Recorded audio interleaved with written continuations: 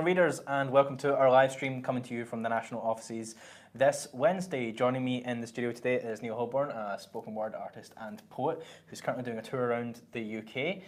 So you've been kind of getting all around the place, and you also go by the name of the most, or technically the most watched spoken word artist of all time. Yeah, I mean, at least I'd like to think so. I mean, I just say that because I have over a couple platforms, video of one of my poems that's gone viral a couple times has over 100 million views, and I am almost definitely certain, at least all my research has indicated that's more views than any other poem on the internet. So I'm gonna go with it. Most watched poem ever. Great, and of course you are touring around the UK at the moment. You're doing a set tonight in Glasgow. Yep. Yeah, and you've been at the Fringe for kind of the last week. Yeah, I'm doing a show, a set at the Fringe at the Newtown Theatre. Then I'm here tonight at Moor in Glasgow, and then tomorrow headed to Newcastle. So, great. So yeah. how's it been? How's the Fringe? It's been so good. Yeah. Oh God, it's been so much fun. I mean, it's my first Fringe. It's my first time in Scotland. I really had no idea what to expect, because I heard that the Fringe was crazy and really. Just really intense, and that the crowds can be really variable, but I've had great turnouts every night. The crowds have all been really nice, really smart, like really ready to hear poetry in a way that not every crowd is. And yeah, I mean, it's been a great time. And before that I had a show in Wales, did a show in Dublin, and they were both just like really hyped up crowds, really excited. So I'm having a great time, man. Good.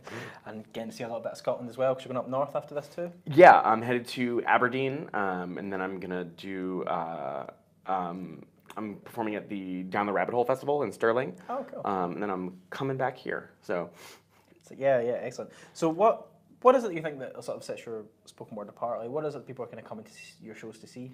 I think that the main thing that people get at my show is that maybe they're not expecting if you've just seen my videos on the internet, but that I think people leave with is so what I try to do at shows is I try to be in equal parts funny and serious. I think that everything should have a contrast, and I think that people aren't trying to have serious, sad feelings for an hour to an hour and 20 minutes. So I try to be funny, try to be entertaining, try to do some storytelling, and just keep it light and interesting during the set, So it's definitely got an emotional arc. I start off a little bit funnier with some hints of sadness, and then it.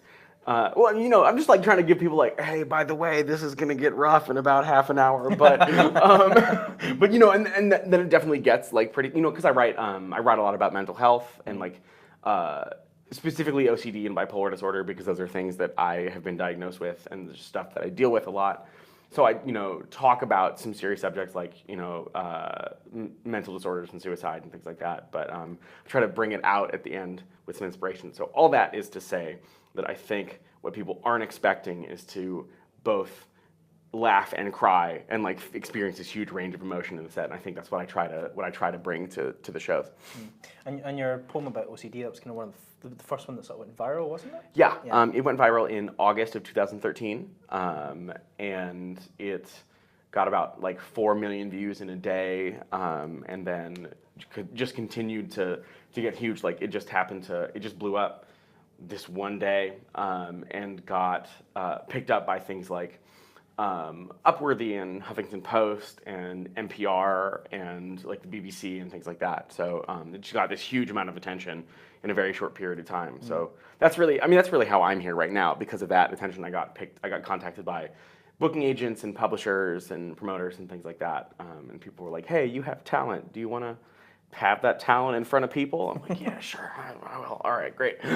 See, that's such a weird thing. So when someone first got in touch to ask if you wanted to have this conversation with me, mm-hmm. and I was like, "Oh yeah, okay."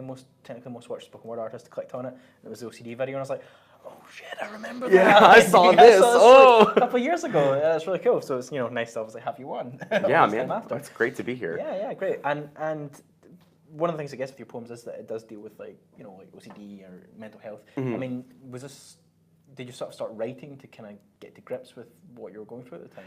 Yeah, I think I always say this. I firmly believe that writing is therapy. It's It's not the only therapy, obviously. Therapy is the best therapy. But for me, writing has always been a therapeutic act. Like, it's something about the literal physical act of taking whatever's going on in my head that I maybe can't totally see or I can't look at objectively and putting it on a physical object in front of me, like a piece of paper or a computer screen, and then being able to objectively analyze it and literally edit the poem, right? And say like, okay, so these words aren't trying to say exactly what I mean, but I can make it, like, I can make everything make sense. And in doing that, it's a way for me to figure out like exactly what's going on in my head. So yeah, 100%. I mean, I've always been a writer, but I think I started really writing when a lot of my mental issues really started ramping up, because it was a way, like you said, it was a way for me to come to grips with that stuff. Yeah, great. Well, if someone does want to come and see your show, you've got another one coming up on Saturday. Yes, the one tonight is sold out, but Saturday the 19th, it's again at Ornmore, and it's the same time, I think. Doors are at 7, shows at 8. I'm fairly certain that that's what it is. But the tickets, you can get tickets at ctickets.com. I think they're 10 or 11 pounds, so it's pretty easy to get there. So yeah, I've still got tickets available, so you should come see my show. Yeah, so it's like it's a sold out show at the Fringe. Come to Glasgow. Yeah. Yeah, absolutely. And I kind of asked if you'd want to do a wee piece today, and Sure. to do some spoken word as well. So Yeah, definitely. Imagine people watching would also like to hear a little bit about what you've got. So I mean, if you'd like to just take it away, and yeah. What piece are you going to do? So this is an older piece that I still love doing. It's just a stupid love poem. I mean literally it's like about that part of like falling in love with somebody where you're like, I'm dumb and this is perfect. Like I don't have to think anymore. All I have to think about is how great you are. So it just made me write a bunch of like dumb metaphors and jokes. So yeah, the poem's called Static Electricity. Cool, I'm gonna get into it. Yeah, please. Sound do. good? All right. Yeah. In second grade, we did an experiment with static electricity. We rubbed balloons on our heads and stuck them to walls, and kissing you is kind of like that. My hair stands on end. I get shocked when I touch things. I want to tell you stupid stuff like kissing you is a bundle of kittens colliding with my face at 0.5 miles an hour. It's like being shot with a dart gun made of hummingbirds that shoots darts made of hummingbirds. And your lips are so soft I can't actually tell when we're touching, like braiding hair underwater or napping under a blanket filled with rainbows and clouds and your favorite books. When you kiss me, the cartoon devil and angel on my shoulder climb into my ears, lick all my neurons, and start making out on my brainstem. And if you were a 300-pound professional weightlifter and I were a Kia Sorento, you could drag me anywhere with your lips. Kissing you is patient and impossibly slow, like peeling paint off a wall with glittery stickers or cooking a turkey with a lighter. And knowing every time they kiss someone who kisses like you is why I let them give me braces. It's why I even wore my headgear to school. See, you remind me of the time in second grade when Bethany Hopkirk called me a freak face and stabbed me in the arm with a pencil, cause kissing you was kind of like that. Unhealthy and will probably result in disfigurement, but baby, bring on the facial scars and lead poisoning. Because when you kiss me, you are dangling me off a bridge by my belt. You are the screen door in my childhood, all teeth and swinging, so full of holes you could never keep anything in. You are every black eye. You're a semi-truck and I'm a turtle with 2 broken legs and a broken heart. You are illegal fireworks, falling downstairs together, driving on 4 flat tires, playing frisbee at night with a saw blade. Kissing you is like falling out of a 37-story window, exploding into a cloud of robins, and reappearing on the ground with my mouth full of feathers. Sorry, it's stupid. And when I can't kiss you, I try to find the electricity in my apartment. I dig around in wall sockets, I change light bulbs with my teeth, and I make out with the toaster. And I know we've only been seeing each other for a couple weeks, but when you kiss me, I can't remember my middle name or which one is my left foot, so come over tonight. We'll shuffle around the apartment in our socks, and we'll let our lips drift toward each other like tectonic plates made out of kittens. So I hope you like that. I hope it's good. Yeah, excellent. Thank you. Cool. Yeah, really for sure, enjoyed man. That was excellent. So, thank you. While you're touring, are you hoping to kind of get to see a little bit more of Scotland? Or Yeah, I'm really. I mean, I've already like had such a good time. We got to spend like a week in Edinburgh, which is just a gorgeous city, man. And so we got to do, the show was very late at night. It was like 11:15. And so I say we, so my buddy Mark, he's my tour manager, and we've just been being terrible Americans in various beautiful cities. But so like every day we just kind of get up and be like, cool, what gorgeous old building do we want to see today? So yeah, it's been so much fun. I'm really excited to get to come to Glasgow a couple times.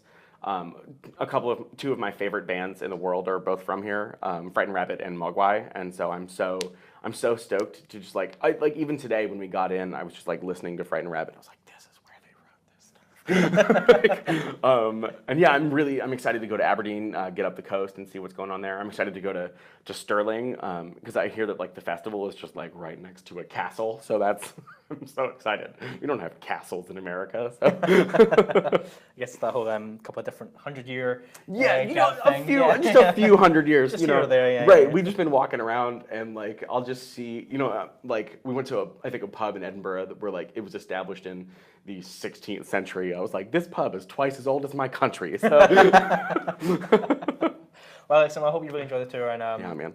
Thank you so much for coming in. That was Of course. excellent. Thanks so much for having me. So yeah, again, if you do want to go and see that show this Saturday in Glasgow, you can go to seetickets.com. SEEtickets.com. SEEtickets.com. And if people want to catch you at the Fringe, you're coming back the week after as well? Yes. Or is that sold out as well? No, it's not. Okay. So there's still some tickets left for events. So it's the 21st through the 27th. I'm going to be at the Stand Comedy Club, the Stand 3 specifically, and I am on from noon to 1 p.m. So if you happen to be in Edinburgh for the Fringe, or you're just living in Edinburgh and working, take a lunch break. Come see me. It's pretty good. The show's been very good for the last week, so I think you'll like it.